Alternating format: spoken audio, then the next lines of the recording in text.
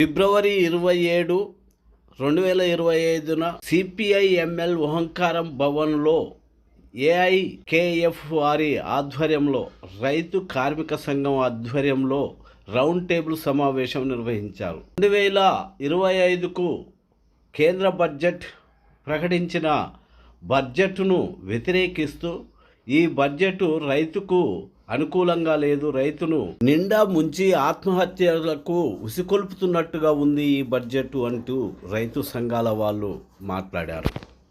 రైతుకు కావాల్సింది ఇంతకుముందు ఉన్న సబ్సిడీలను ఎత్తివేసి లోన్ల ద్వారా డబ్బులను ఆశ పెడుతున్నారు. కానీ ఆ లోన్లు తీసుకోవడం ద్వారా పంట చేతికి రాకుంటే మళ్ళా ఆ లోన్లు అప్పుగానే మిగిలిపోద్ది, రైతు కట్టలేక ఆత్మహత్యలకు ఉసికొల్పినట్టుగానే ఉన్నది అంటూ మాట్లాడు. అదే సబ్సిడీలు అయితే కొంత మేలు జరిగేది అంటూ రైతులు మాట్లాడారు. గ్రామీణ ఉపాధి హామీ పథకాన్ని దెబ్బతీయటానికే ఈ రైతు బడ్జెట్లో రైతుకు కావలసిన బడ్జెట్ను కేటాయించలేదు అని మాట్లాడుతున్నారు రైతు సంఘాల నాయకులు.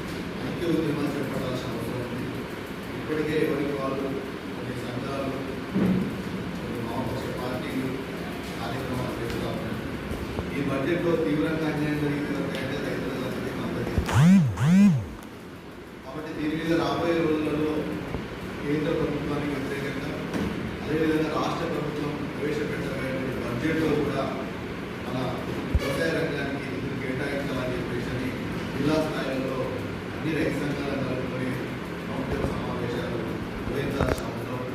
రౌండ్ టేబుల్ సమావేశాలకి పరిమితం కాకుండా ఇప్పటికే ఎస్పీఎం ఆధ్వర్యంలో పోరాటాలు జరుగుతాం. దాన్ని అదేవిధంగా ఈ అంశాన్ని కూడా జోడించుకొని విజయవాడని చెప్పడం కోసం ప్రయత్నం చేయాల్సిన అవసరం ఎంతైనా ఉంది. ఈరోజు గ్రామీణ ప్రాంతాల్లోకి మన ఉద్యమం పోవడం లేదనేటువంటిది చర్చ జరుగుతూ ఉంది. ఈ సందర్భంగానైనా బడ్జెట్ అంటే ప్రజలకు కూడా పూర్తిగా అర్థం కాని పరిస్థితి ఉంది. ఏదో ఎన్నికల హామీలు ఒక్కటే బడ్జెట్ అన్నట్టుగా ఈరోజు చర్చ కొనసాగుతాం. కానీ అది కాదు. వాస్తవంగా ఈరోజు రైతులకు కావాల్సిన ఏంటి, పిల్లలకు కావాల్సిన ఏంటి, ప్రభుత్వం ఏం చెప్తా ఉంది, ఏం చేయడం లేదనేటువంటి విషయాలు ఇంకా మనం కేంద్ర స్థాయిలో తీసుకెళ్లాల్సిన అవసరం. ఆ దిశలో మనం కిందికి వెళ్ళే ప్రయత్నం చేయాల్సిన అవసరం.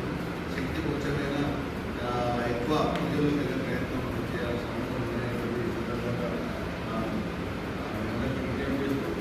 మా శాఖలకు కానీ అదేవిధంగా మాకు ఉన్నటువంటి మా శక్తి కలిగి జిల్లాలలో అదేవిధంగా బిందులలో మండలాలలో మా మండల కమిటీలు రౌండ్ టేబుల్ సమావేశాలకి పిలుపునిస్తే సంఘాల బాధ్యతలు కూడా చెప్పి ఆదాయ విధంగా ప్రయత్నం చేయాలని, ఉద్యమాలలో కూడా మా వంతు ప్రయత్నం చేసి మీరు కూడా మమ్మల్ని కలుపుకోవాలని, మీరు అందరూ కలుపుకోవాలని తెలియజేస్తూ ఈ రౌండ్ టేబుల్ సమావేశాలు ఇచ్చేసినందుకు మీ అందరూ కూడా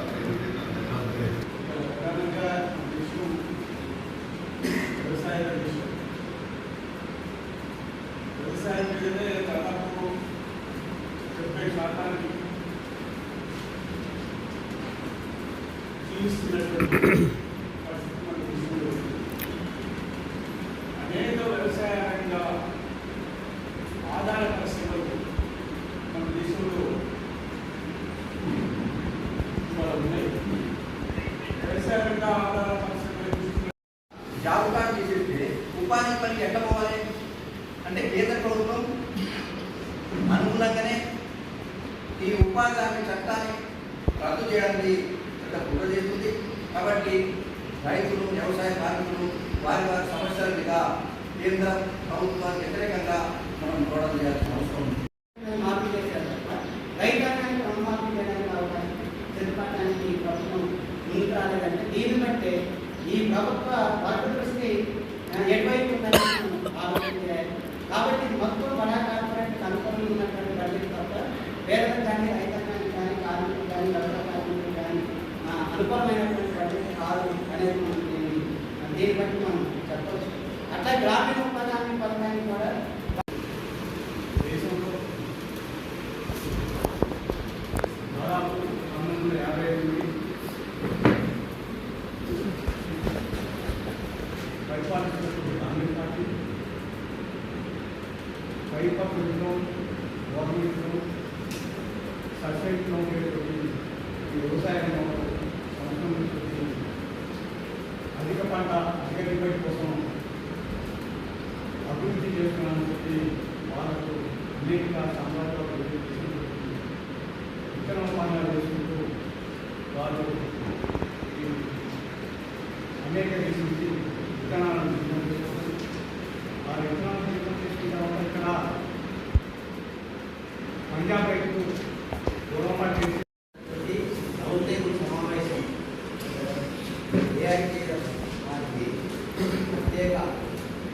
అభినందనలు తెలియజేస్తున్నాను.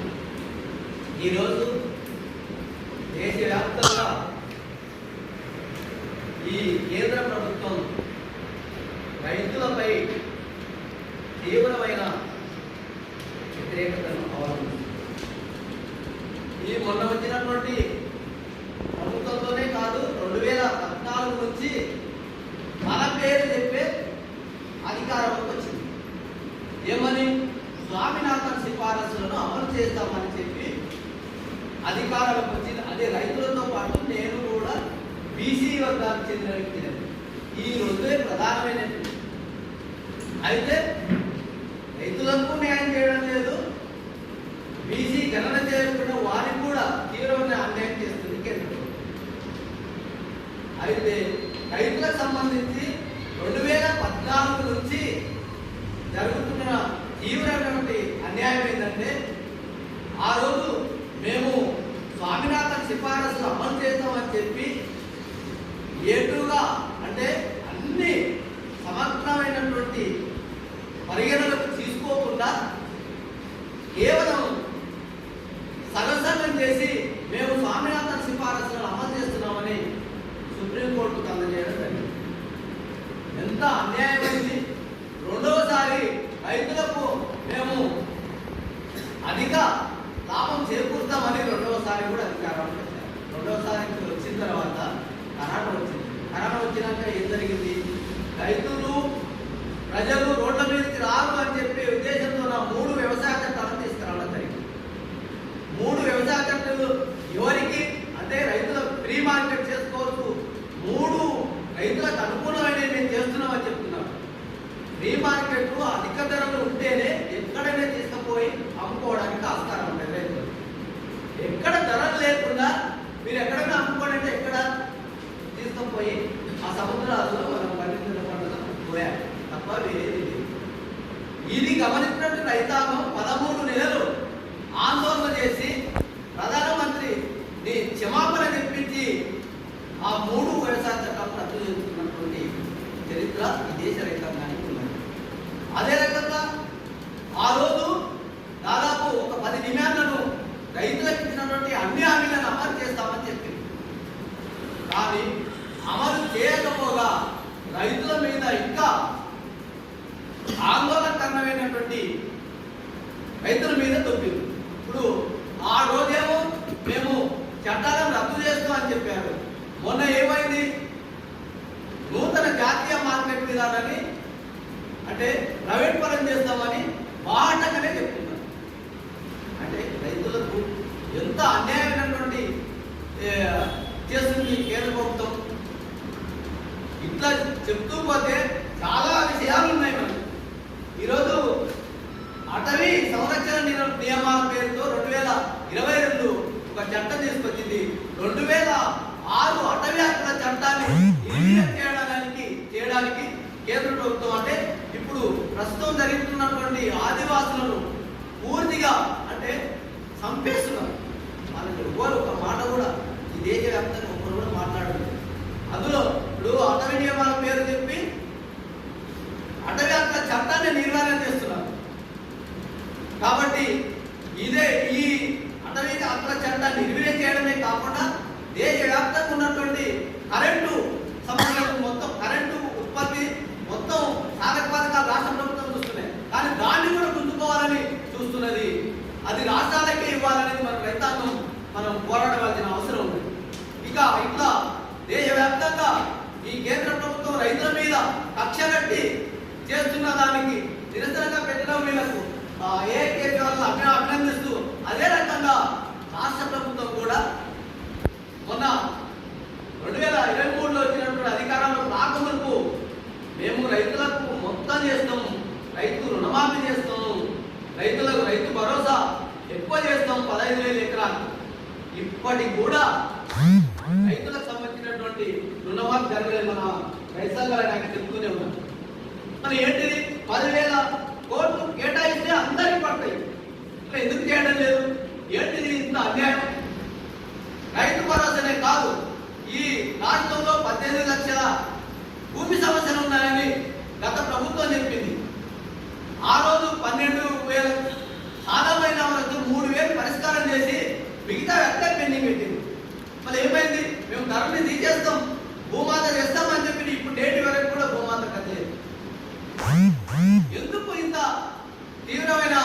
రైతుల మీద కక్ష కట్టిండ్రు. ఈ రకంగా చూసుకుంటే ఇప్పుడు ఈ రాష్ట్ర ప్రభుత్వం రైతుల పేరు చెప్పి రైతులకు సంబంధించి ఏవేవో తల్లిపల్లి మాటలు చెప్తున్నారు. ఈ రకంగా